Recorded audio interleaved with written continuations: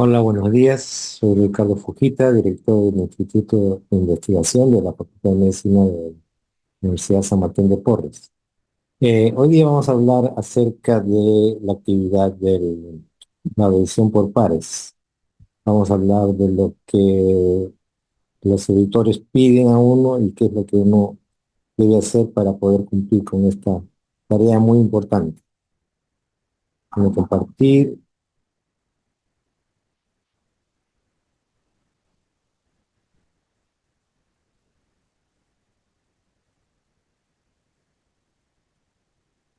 Bueno, la tarea de revisar por pares es eh, una actividad que es necesaria para la ciencia, ¿no? Hay muchas ideas, hay muchos trabajos que se presentan y, digamos, la calidad que se necesita para ser una idea aceptada es que tenga que pasar el escrutinio de otros investigadores que están en el tema, ¿no? Todo este grupo de charlas tiene que ver con cómo se hacen los artículos científicos, lo que se necesita para hacer, y una parte importante, probablemente, digamos, cuando ya está el producto listo, el artículo científico, es que éste sea eh, puesto al escrutinio de diferentes pares, o sea, alguien que es investigador en el mismo tema para poder saber si está dentro de los cánones de la disciplina que nosotros estamos estudiando. No, bueno, el artículo científico, como ustedes saben, tiene sus partes que han visto probablemente en otros lados, y eso es una de las cosas que el revisor tiene que chequear, que está, digamos, en el formato que se requiere dependiendo de la revista que lo está presentando a uno como revisor. Hay artículos de diferente tamaño, hay cosas tan cortas como una, una carta al editor, por ejemplo, un artículo breve original, o cosas tan largas como un artículo científico completo, ¿no? O una revisión que puede ser también en términos de edición de revistas, puede ser 10 15 páginas, ¿no? Fácilmente. Mientras que una carta a veces ocupa solamente media página, ¿no? Dependiendo. Entonces, el revisor tiene que tener en cuenta qué tipo de artículos está presentando y si está dentro de los cánones de la revista que nos está pidiendo ser revisado. Bueno, la importancia de poder revisar un artículo, un manuscrito, para que sea escrutinado, es que debe tener una estructura pasado por un tamiz científico, ¿no? Cuando hablamos de un artículo científico, quiere decir que ha habido los procesos de esta actividad, o sea, por ejemplo, una observación, tratar de explicarse una hipótesis, ¿no? Generalmente esto, la observación de una hipótesis va en la parte de la introducción y luego viene el experimento. ¿Qué es lo que yo creo que debo hacer para probar si la hipótesis es verdadera o falsa? Pues ahí viene el material y métodos, ¿no? Chequear si se está haciendo los insumos y los equipos o los, las herramientas estadísticas necesarias para poder hacer ese tipo de estudios, ¿no? Entonces, una de las cosas importantes, por ejemplo, es la pertinencia en revistas. Una revista puede ser general, por ejemplo, Horizonte Médico, o una revista en medicina, por ejemplo, The Lancet o New England Journal of Medicine, que es bastante amplio de todos los campos de la salud, o hay revistas muy específicas, por ejemplo, el journal de, no sé, de psiquiatría, hay journals de enfermedades renales, otro journal de enfermedades oculares, ¿no? De oftalmología, etcétera. Entonces, evidentemente la pertinencia es muy importante si se recibe o no un artículo. Otra cosa que vamos a ver con más amplitud después es acerca de la calidad. La calidad científica evidentemente está basada en ideas que pueden ser probados por métodos científicos. No se acepta cualquier idea, todo tiene que tener una evidencia, sea basado en un cuerpo de conocimiento que ya existe, o si uno está creando, tiene que dar la evidencia que uno está eh, mostrando un resultado que es veraz, ¿no? Entonces, la calidad es importante, vamos a hablar luego. La claridad también es otro punto que el revisor tiene que tener en cuenta. Eh, Tú no puedes escribir como estás hablando, no es algo coloquial, sino hay un lenguaje formal, ¿no? Y sobre todo, tiene que ser conciso, o sea, nada de palabreo, la cosa bien concreta, y evitar mezclar los párrafos eh, para que la idea puedan ser bien, digamos, claras y concisas, ¿no? Con respecto a la veracidad, que es lo más importante en ciencia, es que uno tiene que mostrar que los resultados con los métodos que uno está haciendo son siempre eh, verdaderos. O sea, así los resultados estén en contra de mi hipótesis, yo tengo que ponerlos. Vamos a ver más adelante acerca de este problema. Después la significancia va a depender mucho de la revista. Hay revistas que son tan competitivas que solamente escogen ciertos temas, ciertos, ciertos artículos de acuerdo a la calidad, de acuerdo a la novedad, que se dan el lujo, digamos, de poner solamente cosas muy novedosas y que tienen mucho impacto, ¿no?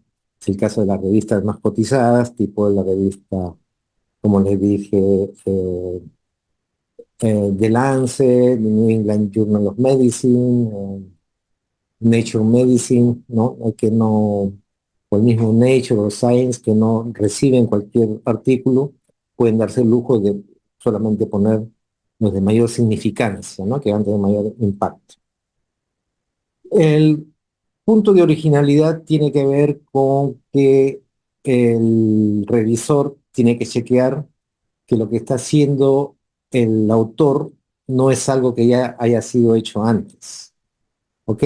No quiere decir que, por ejemplo, si yo estoy repitiendo una, un experimento que se ha hecho en una población, no quiere decir que no pueda hacerla en la población peruana, por ejemplo, porque eso, digamos, es parte de la ciencia de poder corroborar que algunos resultados son universales.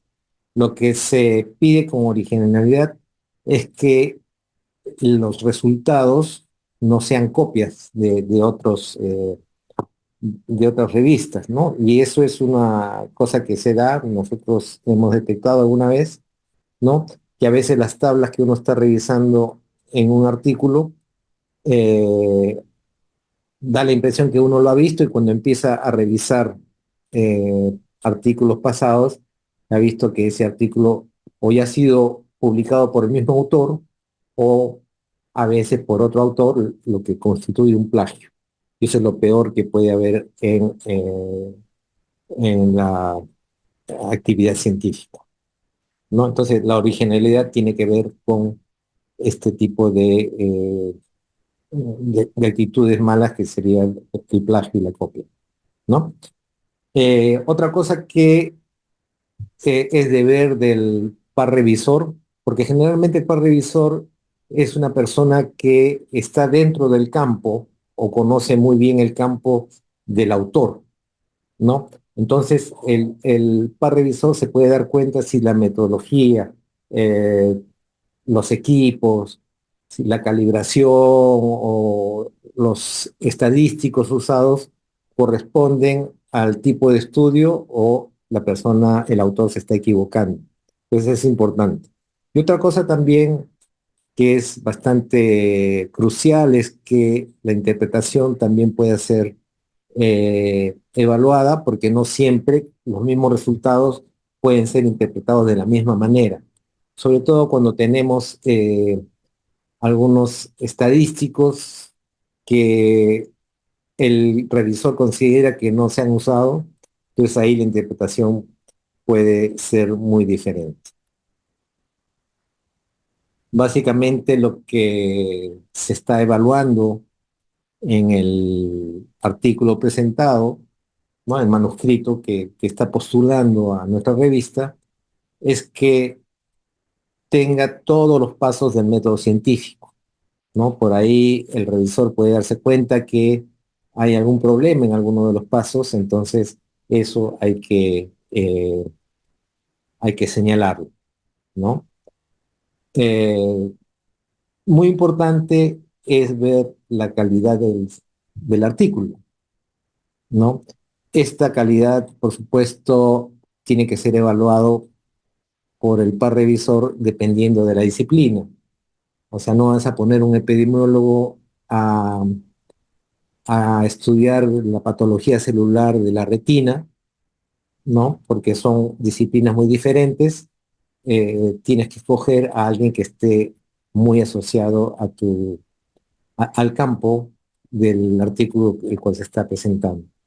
Otra cosa que la ciencia se basa en los datos no solamente de uno, sino del resto, ¿no? Para hacer una hipótesis uno se basa en un cuerpo de conocimiento ya establecido. Entonces, lo que quiere decir que el científico, el autor, está confiando en los datos de otros científicos, ¿no? Y el revisor está chequeando si los datos que está usando el autor son los correctos o no, ¿no? Entonces, es por eso la importancia del par revisor.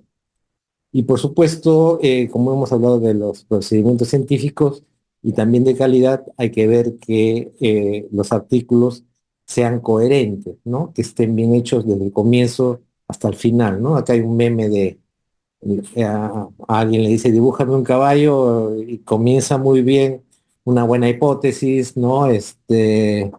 Probablemente utiliza el equipo adecuado, los insumos adecuados, pero a la hora de hacer los resultados, por presentar rápidamente el artículo, no analiza bien y le sale una cosa eh, que no está de acuerdo, ¿no? A la buena base que tenía al comienzo, ¿no? Terminar rápido, a veces la interpretación no son muy correctas, ¿no? Otra cosa que hay que tener en cuenta es lo que se llama el principio de parsimonia o la navaja de Occam, ¿no? Es una forma de pensamiento en cual dice que si uno tiene dos explicaciones y una es más elaborada, hay que ver qué explicación tiene la mayor evidencia. Y generalmente entre dos explicaciones, la que es más corta, la que tiene menos, la que necesita menos explicación, es probablemente la que está más correcta, ¿no? Acá hay una, una viñeta que está mostrando una persona que está pensando. Ustedes han escuchado, por ejemplo, o debe haber personas que han escuchado que Sacsayhuamán o Machu Picchu ha sido construido por los marcianos o las pirámides de Egipto, pero por ahora no se ha probado que hayan habido extraterrestres. Bueno, hasta ahora no sé, creo yo que no hay prueba de los extraterrestres, entonces lo más fácil pensar es que estas estructuras, la línea de Nazca, ¿no?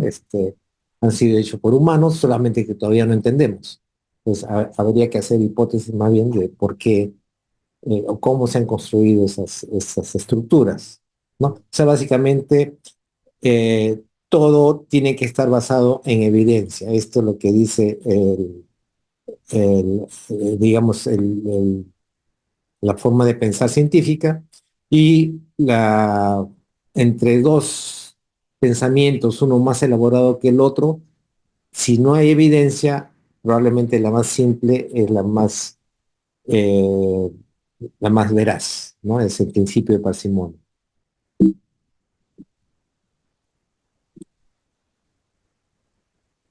Bueno, una de las cosas importantes es que el revisor tiene que ver la actitud, tiene que leer, como dicen, entre líneas, literalmente, por qué está presentando el artículo y si hay alguna intención de hacerlo bien o uno puede darse cuenta de la intención de hacerlo mal, ¿no? Por ejemplo, eh, el- la investigación tiene que ser directa, los resultados son los resultados, o sea, tú tienes que poner lo que te ha salido, no puedes poner eh, eh, lo mejor o lo peor, ¿no?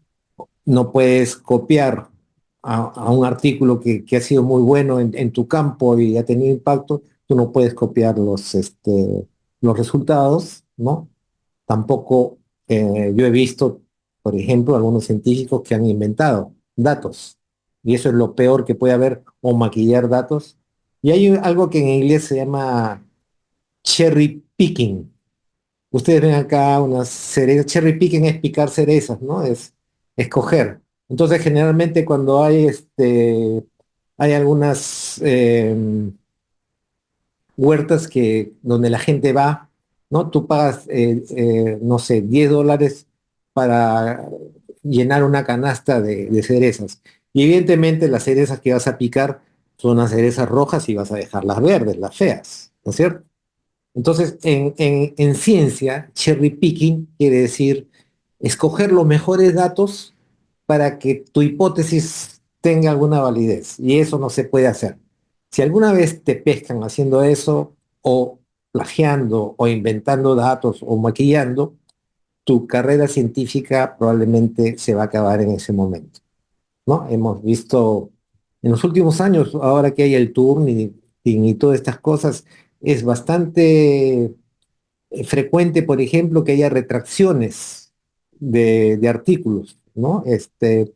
Por esta presión de publicar, hay mucha gente que plagia, que inventa, que maquilla o hace cherry picking, ¿no? Y después son pescados, tarde o temprano, son pescados en la falta y sus artículos tienen que ser retirados de las revistas, ¿no? Es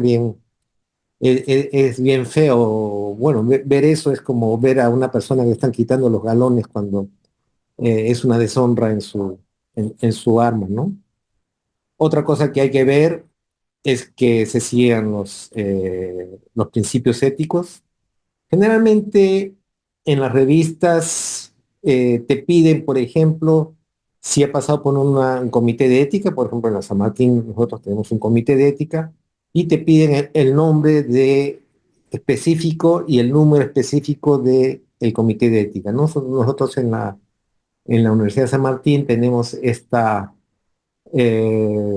este comité de ética que tiene validez internacional, ¿no? IRB, que es en castellano es el Comité de Ética, y el número, no me acuerdo actualmente, pero lo pueden chequear con el Comité de Ética, ¿no? O sea, tiene nivel internacional, ¿no? ¿Qué es ética? Digamos, no hacer eh, actividades que hagan daño moral tanto a las personas. Ahora hay ética, por ejemplo, que tiene que ver con el tratamiento de animales, no hacer, digamos, inútilmente experimentos que puedan hacer sufrir a animales, ¿no? Al sujeto de estudios hay que mantenerlo bajo anonimato, ¿no? Y hay que tener en cuenta el principio de equidad también. Cuando se diseña un proyecto de investigación, tiene que tener equidad y eso tiene que estar reflejado también en el artículo, ¿no? Es lo que se llama justez. Otra cosa, cuando tú eres revisor, tu revisión tiene que ser objetiva, tiene que ser imparcial y tiene que ser impersonal. A veces toca que tienes que revisar un artículo de un colega al cual eres muy amigo o al contrario, un colega que te cae recontra mal. Entonces, muchas veces, yo lo he hecho y hay muchas personas que lo hacen, tú declinas, o sea, si es tu amigo, tú declinas de poder revisar ese artículo o si hay un pata que te cae mal o una investigadora que te cae mal, simplemente por ética tuya, tú vas a declinar a poder revisar ese artículo, ¿no? Una de las cosas que tiene la revisión de pares es que en el fondo tú eres un poco un profesor, ¿no? Siempre vas a dar consejos. El primer manuscrito de casi todo el mundo, siempre vas a tener una corrección, ¿no? Desde el abstract, desde el resumen, desde la introducción, eh, qué métodos estás usando, de repente como revisor tú ves que hay otro método que le puede sacar más información a lo que está haciendo el autor, ¿no? O el equipo que está usando, de repente hay otro que es mejor que ese, no es el adecuado, o los resultados pueden presentarlo, no sé, por ejemplo, unas tablas, muchas de las tablas a veces ponen resultados repetitivos y el revisor puede decirle, ¿sabes qué? Tu tabla de 2 páginas simplemente en 4 líneas puede ser, puede darte más información que toda una tracalada de letras y números que no te da mucha información, más bien confunde, ¿no? Entonces, la idea del revisor es mejorar, ¿no? Eres un docente prácticamente en esta actividad de poder decirle al autor cuál es la mejor forma de presentar su artículo, ¿no? De mejora, ¿no? Y una de las cosas también importantes que muchos fallamos cuando somos revisores es la parte de puntualidad, ¿no? Diciendo, doctor, o te escribe, ¿no? Ricardo, por favor, tienes que entregarme esta revisión en 45 días y el día 44 te mandan un mensaje para hacerte recordar y tú ni siquiera has visto el artículo, ¿no? Entonces, una de las cosas que el autor aprecia es que el revisor se haga las cosas a tiempo. ¿Por qué? Porque sobre todo cuando a veces cabe rechazar un artículo, entonces es mejor rechazarlo desde el comienzo para que el autor pueda presentarlo a otra revista, ¿no? Es un poco, a veces por dejadez uno dejamos, no revisas el artículo y le estás quitando la oportunidad a la persona para que pueda hacer ese estudio, ¿no? Otra de las cosas que también, así como hay esta simplificación que hablamos de la navaja de Occam, ¿no? Que te permite entre dos ideas ver cuál es la más simple, ¿no? Que probablemente es la más parsimoniosa. También hace poco han inventado, bueno, un doctor Sidney Brenner, un premio Nobel, la, ya no es la navaja de Occam, sino la escoba de Occam, ¿no? Occam's Broom. La escoba de Occam quiere decir que a veces los datos que no te sirven, los datos que no van a calzar con tu hipótesis, las barres debajo de la alfombra, ¿no? Es por eso ya no es la navaja, sino es la escoba de Occam debajo de la alfombra, ¿no? Es escoger los datos que te están eh, haciendo quedar mal con tu hipótesis y las escondes, no las presentes, ¿no? Es igual trampa, ¿no? No puedes hacer eso. Bueno, hay que ver, el ser revisor a veces se ve como una carga porque siempre, yo no conozco ninguna excepción, por lo menos en artículos, no hay excepción que tú eres un revisor ad honorem, ¿no? A veces cuando uno revisa proyectos, ¿no? Nacionales o internacionales, ahí sí recibes un estipendio. Pero cuando eres revisor de artículos, que yo sepa, hasta ahora nadie te paga para ser revisor de artículos. Pero no todo es solamente carga, sino hay conveniencia de ser un revisor, ¿no? Es una especie de apostolado, así como lo es la docencia. Ganas, por ejemplo, tu currículum va a ser alimentado porque eso va a estar en tu currículum, por ejemplo, en todos ustedes o la mayor parte de ustedes son ORCID o ORCID y dentro de ORCID hay una parte que tiene que ver con cuántas veces y qué editoriales tú eres un revisor, ¿no? Eh, a la vez, el ser revisor probablemente tú sales al final, creo que en diciembre en las revistas, salen los apellidos de los revisores y poco a poco la gente va a ver que tú eres un revisor en tal campo. Entonces, tú poco a poco te estás convirtiendo también en referente del campo en los cuales tú has estado ayudando a los autores, ¿no? Por supuesto que casi siempre el revisor es anónimo. ¿No? En general las editoras no dicen quién es el revisor.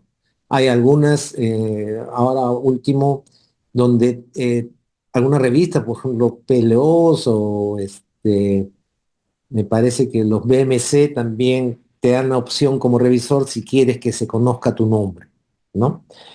Otra cosa que es importante también es que desarrollas el pensamiento crítico, ¿no? Es una disciplina poder leer los artículos de otros, poder criticar, criticar no con mala leche, sino ver cómo mejorar un artículo, y eso te sirve a la vez a ti, ¿no? O sea, desarrollas el pensamiento crítico para todo, pero también para tus propios artículos y para los artículos de tus colaboradores, ¿no?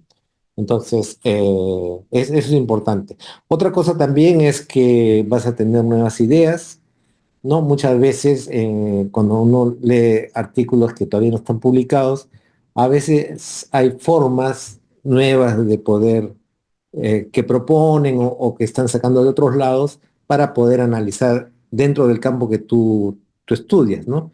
Pero ojo, hay que tener en cuenta que no puedes robar los datos, ¿no? Y si es una nueva metodología, no puedes, digamos, ponerla en marcha hasta que sea publicado o pidas permiso al autor, ¿no? Pero estas serían las ventajas de poder ser eh, un revisor. Ahora, ¿a quién estás beneficiando siendo autor? Siendo, perdón, revisor. Uno, primero, es la persona que ha confiado en la editorial para poder enviar su manuscrito, ¿no? Entonces tú estás ayudando a que la persona mejore la calidad de tanto de los resultados como la forma de trabajar, ¿no? Los insumos, los materiales y métodos, los estadísticos que probablemente tú has sugerido que pueda mejorar el artículo. Y también es posible, como eres del campo, que en la parte de la discusión también hayas enriquecido algo o hayas sacado algo o hayas cortado cosas innecesarias, etcétera. De todas maneras, lo que vas a lograr es que el autor tenga un artículo más entendible, más inteligible, más probablemente directo, más claro y de mayor difusión, ¿no? Entonces, estás colaborando de esa manera. Otra cosa es que, bueno, evidentemente el editor que te ha invitado también, la editorial se va a beneficiar porque el- tu, tu aporte va a ayudar al editor también a decidir si se puede o no eh, recibir un artículo o más bien rechazarlo, ¿no? Al cuerpo editorial lo estás ayudando a que tenga un criterio informado porque tú te has embebido en el artículo y ellos confían en que tú les des tu criterio que es educado, ¿no? Eres de por algo te han llamado a ser revisor. Eh, por supuesto, el más beneficiado de todos, aparte del autor, va a ser también el lector, ¿no? Porque va a tener un producto que ha sido escrutinado, ha sido verificado si es veraz o no, si tiene fallas en el método científico, si está usando las diferentes herramientas, tanto equipos como insumos, como estadísticos que corresponden al tema, ¿no? Y que eso va a hacer que el lector pueda tomar como parte de su conocimiento, ¿no? Algo que tú has ayudado a que se presente de mejor manera, ¿no? Probablemente para el lector, esto puede en el futuro quedar como una referencia para sus propios futuros trabajos, ¿no? Entonces, como conclusión, la revisión de pares eh, hace que la ciencia sigue siendo una actividad confiable, ¿no?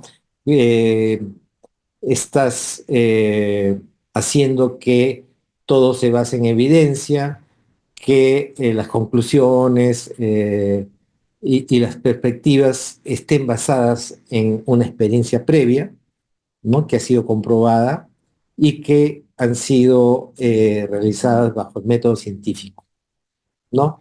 Has ayudado a que el producto del autor tenga mayor claridad, tenga sobriedad, ¿no? Has quitado todo lo que es inútil, el palabreo, ¿no? Y que los conceptos, tanto de partidas en la introducción como aquellas que casan dentro de la discusión, también sean precisas y estén dentro del marco de el cuerpo teórico de la disciplina que estás trabajando, ¿no? O que estás revisando, ¿no? Entonces, has ayudado también al lector, al autor y al editor para que un artículo tenga probablemente mayor difusión porque es más digerible, más aceptado y de mayor calidad científica, ¿no? Y por supuesto, tú mismo también te beneficias porque va a hacer que tú mejores también tanto en tu pensamiento crítico como en la elaboración de tus propios artículos, ¿no? Y por supuesto, también es muy apreciado dentro de tu currículum que tú hayas sido revisor de diferentes revistas. Bueno, muchas gracias y ya será hasta la próxima.